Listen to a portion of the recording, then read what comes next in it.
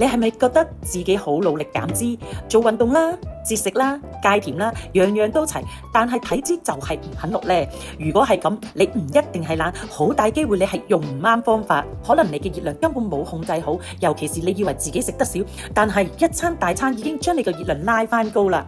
第二啦，蛋白質唔夠啦，如減脂期啦，如果蛋白質唔夠，好容易同肌肉一齊減，代謝反而越減越差噶。第三啦，睡眠唔夠啦，壓力太大啦，呢兩樣嘢咧都會好容易令到身體咧儲存脂肪，尤其是肚腩同下半身噶。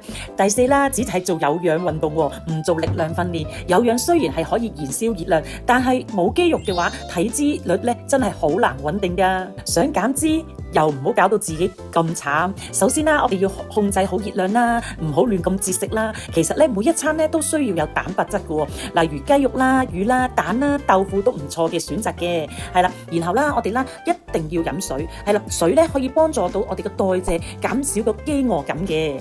運動方面啦，記得唔好淨係跑步啦，都要加翻啲力量訓練嘅，都可以加插啲伸展都好好噶。肌肉越多，身體消耗嘅熱量先會越好噶。仲有唔好忽略睡眠啊，瞓得好，減脂一定事倍功倍。所以要記住啦，體脂落唔到唔一定唔係你嘅唔努力，而係你方法需要調節，控制熱量，補充蛋白質，唔好單一做有氧，要做下力量或者伸展，瞓得好減壓先係有效減脂嘅方向。